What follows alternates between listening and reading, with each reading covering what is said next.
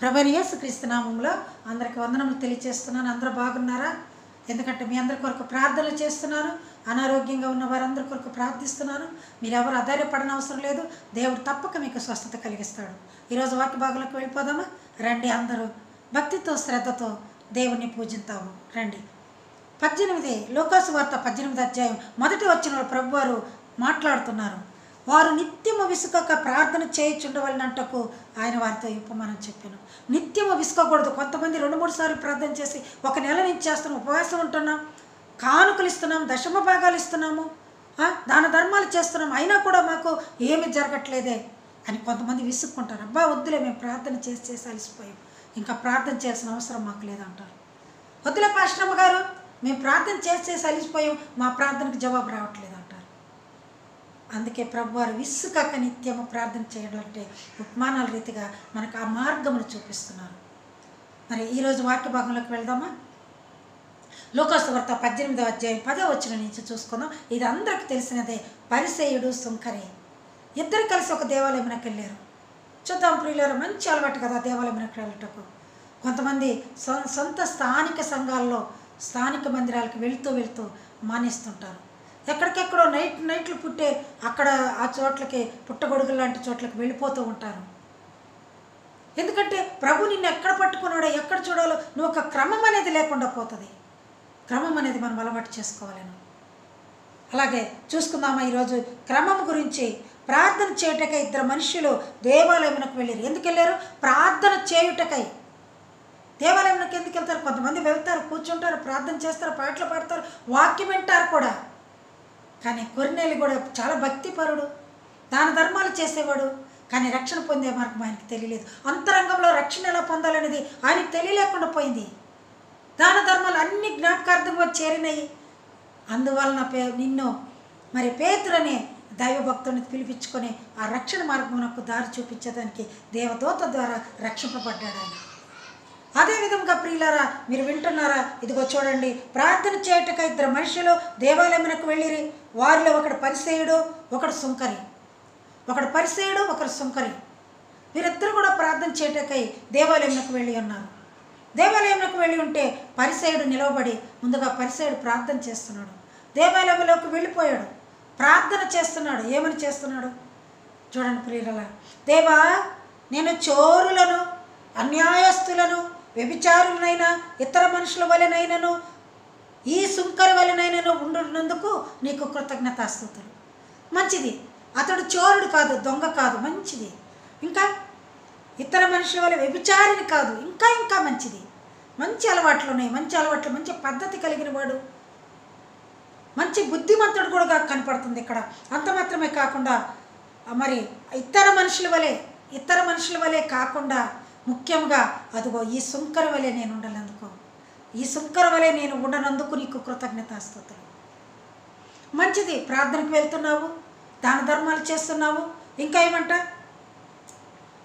వ్యభిచారం చేయట్లేదు, దొంగతనం చేయట్లేదు, ఇంకా కొన్ని హ్యాబిట్స్ ఉన్నాయి ఆయనకి. ఏమిటవి? వారమునకు రెండు సార్లు ఉపవాసం ఉంటాడంట. చూద్దామా ప్రియులారా, 12వ వచనంలో వారమునకు 2 మార్లు ఉపవాసం చేయొచ్చు, నా సంపాదన అంతటిలో 10వ వంతు చెల్లిస్తున్నాను. వారమునకు 2 సార్లు ఉపవాసం ఉంటున్నాడంట.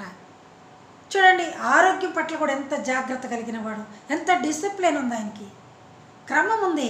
అంతేకాకుండా వారమునకు 2 సార్లు ఉపవాసం ఉంటున్నాడంట. వారమునకు 2 సార్లు ఉపవాసం ఉంటున్నాడు. అంతేకాకుండా నా సంపాదన అంతట్లో 10వ వంతు చెల్లిస్తున్నానని చెప్తున్నాడు. అంటే నా సంపాదన నా సొంత కృషినే, అతని కృషిని అక్కడ చెప్తున్నాడు. దేవుడిచ్చినట్లుగా ఎక్కడ చెప్పట్లేదు. మంచిదే, అన్నీ మంచిదే. 10వ వంతు చెల్లిస్తున్నావు రైటే, వారమునకు 2 సార్లు ఉపవాసం ఉంటున్నావు రైటే, ఇంకా దొంగవు కాదు, వ్యభిచారివి కాదు, ఇంకా సుంకరి వలె కాదని అతని గొప్పలు చెప్పుకోవటానికి తమలో తను ప్రార్థించుకుంటున్నాడు. చూసారా ప్రియులారా, నా సంపాదన అంటున్నాడు. నా సంపాదన తను సంపాదించినట్లుగా చెప్తున్నాడు. అంటే దేవునిని ఎక్కడ కూడా ఆయన్ని ఉచ్చరించట్లేదు. తన గురించి తను గొప్పలు చెప్పుకుంటున్నాడు, కానీ దేవుని గురించి చెప్పలేకపోతున్నాడు. ఇదంతా నీ కృపయ్య అని చెప్పలేకపోతున్నాడు. ఇద్దరు మనుషులు వచ్చిన్నారు. మరి పరిసయ్యుడు మాత్రం లోపలికి వెళ్ళి తనలో తాను ప్రార్థించుకుంటూ ఉన్నాడు. ఆయన క్రెడిట్స్ అన్నీ చెప్పుకుంటున్నారు. ఆయన గొప్పతనాలు చెప్పుకుంటున్నాడు. మంచిదే, అన్నీ మంచి గుణాలే ఉన్నాయి. కొర్నేలికి కూడా అన్నీ ఉన్నాయి. కుటుంబంతో కలిసి దైవభక్తితో ప్రార్థించేవాడు, కుటుంబ ప్రార్థనలు పెట్టుకునేవాడు, అంత మాత్రమే కాకుండా దాన ధర్మాలు చేయవాడు, ఇంకా సమాజ మందిరాలు కూడా కట్టించే శతాధిపతి. వీళ్ళందరికీ అన్నీ ఉన్నాయి, కానీ రక్షణ మార్గం తెలియలేదే. అందుకు పేతురుని పిలిపించుకున్నాడు. అలాగే ఈయనకు అన్నీ ఉన్నాయి, కానీ దేవుణ్ణి గుర్తు ఎరగకున్నాడు. ఇవన్నీ దేవుని వల్లనే కదా నాకు జరుగుతున్నాయి. ఈరోజు మనం బ్రతికున్నామంటే ఎవరి కృప అది? నాదంటూ లోకాన ఏది లేదయ్యా, ఒకవేళ ఉందంటే నీవిచ్చినదే ప్రభువా. నీదే నీదే బ్రతుకంతా నీదే, నాదంటూ లోకాన ఏది లేదయ్యా, ఒకవేళ ఉందంటే నీవిచ్చినదే ప్రభువా. ఆయనదంటూ ఏమైనా ఉందా పరిసైడ్ది? అవన్నీ దేవుడిచ్చినవే కదా, యేసు ప్రభు వారు ఇచ్చినవే కదా. చూసారా, ఇచ్చినందుకు కృతజ్ఞతలు చెప్పట్లేదు ఆయన. ఇలా సుంకర వలె నేను ఉండనందుకు కృతజ్ఞతలు చెప్తున్నాడు. నీవు వ్యభిచారి కాకుండా ఉండటకు ఆయన కృప కాదా? నీవు దొంగవు కాకుండా ఉండటకు ఆయన కృప కాదా? నీవు ఈరోజు 10వ వంతు చెల్లించే అవకాశం, అంత ధన్యత, అంత డబ్బు నీకు ఇచ్చింది ఆయన కాదా? వారమునకు 2 సార్లు ఉపవాసం ఉన్నప్పుడు నీ ఆరోగ్యం చెడకుండా చూసుకున్నది ఆయన కాదా? ఎంత సులభంగా మాట్లాడుతున్నాడు, ఎంత సొంతగా అతని జీవించినట్లుగా మాట్లాడుతున్నాడు. ప్రభువుని ఎక్కడ కూడా ఉచ్చరించలేదు. ఇవన్నీ నాకు కలిగినందుకు నీకు కృతజ్ఞతాస్తుతులు అంటున్నాడు. ఇవన్నీ నీవు ఇచ్చినందుకు కృతజ్ఞతాస్తుతులు అని చెప్పాలి. ప్రతి ఒక్కరు ఈ మాటలు వింటున్న ప్రతి బిడ్డ కూడా ఈరోజు నిర్ణయం తీసుకోవాలి. అయ్యా ఇన్ని రోజులు నేను బ్రతికినంటే అది నీ కృపయ్యా, అయ్యా ఇంత నాకు ఇచ్చినందుకు, ఇంత ధన్యత నాకు ఇచ్చినందుకు నీకు కృతజ్ఞతలు చెల్లిస్తున్నాను అయ్యా అని చెప్పాలి. సరే, ఇద్దరు కదా. ఇప్పుడు ఒక ఆయనది అయిపోయింది, పరిసయుడు. తర్వాత సుంకరి వచ్చాడు. సుంకరి చూసారా ఏం ప్రార్థిస్తున్నాడు? 13వ వచనంలో, అయితే సుంకరి దూరముగా నిల్చుండి.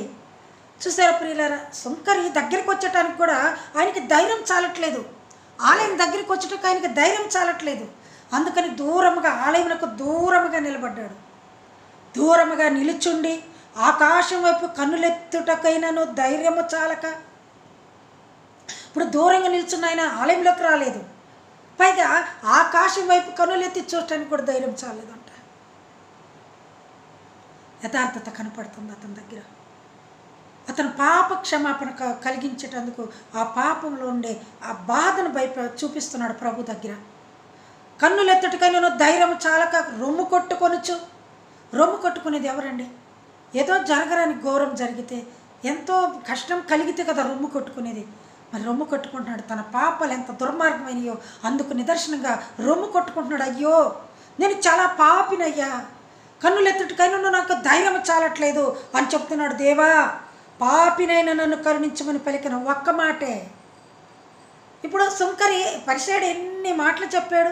వ్యభిచారిని కాదు, దొంగని కాదు, వారమునకు 2 సార్లు ఉపవాసం ఉంటున్నారు, 10వ వంతు చెల్లిస్తున్నారు. ముఖ్యంగా సుంకరి వలే కాదంట. సుంకరితో పనేంటి? ఆ సుంకరి వలె నేను కానందుకు కృతజ్ఞతలు అంట. ఇవన్నీ నువ్వు చేసినందుకు కృతజ్ఞతలు కాదు. ఇన్ని గొప్పలు చెప్పుకోవటానికి, ఆయన హోదా తెలియపరచుకోవటానికి ఆలయంలోకి వచ్చి ఉన్నాడు. ఆలయంలోకి ఎలా రావాలా? విరిగి నలిగిన మనసుతో రావాలను. ప్రభుని సేవించాలంటే నీకు ధైర్యం కావాలి. ఆ ధైర్యమును కూడా అతను ఎగతాళిగా మాట్లాడుతున్నట్లుగా వాక్య భాగంలో తెలియబడుతుంది. అప్పుడు సుంకరి వచ్చి ఆకాశం వైపు కన్నులెత్తుటకైనా ధైర్యం చాలక రొమ్ము కొట్టుకొనుచు, దేవా, పాపినైనా నన్ను కరుణించుమయ్యా, నేను చాలా పాపినయ్యా, నేను పాపస్తుడినయ్యా, నీ దగ్గరికి వచ్చేటకు నాకు ముఖం చల్లదయ్యా, నిన్ను చూసుకునే ధైర్యం నాకు లేదయ్యా. చూసారా ప్రియులారా, ఇదిగో ఈ మాట చెప్తున్నాడు.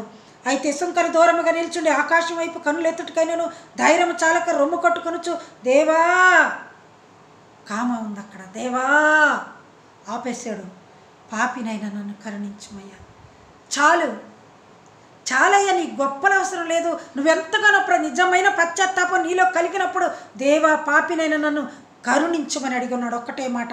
చూసారా ప్రియులారా, ఇక్కడ అడుగుతున్నాడు, దేవా నన్ను కరుణించుము, పాపినైనా నన్ను కరుణించుము అని పలికెను. అప్పుడు చెప్తున్నాడు, అతని కంటే ఇతడు నీతిమంతుడిగా తీర్చబడి తన ఇంటికి వెళ్ళనని మీతో చెప్పుచున్నాను. తను తాను హెచ్చించుకొనివాడు తగ్గింపబడును, తను తాను తగ్గించుకొనివాడు హెచ్చింపబడును. ఎప్పుడైనా మనం దేవుని దగ్గర మన గొప్పలు చెప్పుకోవటం కాదు, మన పాప విమోచన కలిగిన ప్రార్థన చేసుకోవాలి. శంకర్ ఏ విధంగా ప్రార్థన చేశాడు చూడండి పిల్లల. దేవా పాపిని నిన్నాశ్రయించాను, ప్రేమ చూపించి నన్నాదుకోవయ్యా.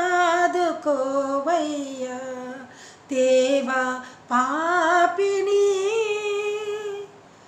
అపవాదినై అంధుడనై అపవాదితో అనుచరునై సంచరించితి చీకటిలో, వంచన చేసితి ఎందరినో, వంచన చేసితి ఎందరినో. దేవా పాపిని నిన్నాశ్రయించాను, ప్రేమ చూపించి నన్నాదుకోవయ్యా. దేవా పాపిని. చూసారా ప్రియులారా, పాపిని నన్ను కరుణించి అపవాదినై ఎందుడనై అపవాదితో అనుచరునై సంచరించానయ్య లోకంలో చీకటిలో. అందుకని తండ్రి ఆ చీకటిలో ఉన్న నాకు వెలుగునిచ్చి నన్ను రక్షింపచేయటకు నా గుండెలు బాదుకుంటున్నాను, నేను ప్రార్థిస్తున్నాను, నన్ను కరుణించమయ్యని సుంకరి చేసిన ప్రార్థన కలిగి ఉన్నాము. ఈ రోజున సుంకరి ప్రార్థన మీకు అందరికి అర్థమై ఉంటుంది. పరిసయ్యుడి ప్రార్థన హెచ్చుగా హెచ్చించుకున్న అతని గర్వమును కనపడుతుంది అక్కడ. అలాంటిది కూడా మీకు ఈరోజు అర్థమై ఉంటుంది. ఎందుకంటే మీకు అందరికీ తెలిసినదే అయినా కూడా మీరు తక్కువ చేసుకొని మనల్ని మనం తగ్గించుకొని ప్రార్థనలు మన సంఘాలు గౌరవిస్తూ, సంఘ సేవకులను గౌరవిస్తూ, సంఘానికి కట్టుబడి దేవుని పరిచర్యలో పాల్గొని ఆయన కృపలో దీవెనలు పొందాం. దేవా పాపినైనా నన్ను కరుణించమని తగ్గించుకొని ప్రభుకు ప్రార్థన చేద్దాం. God bless you all.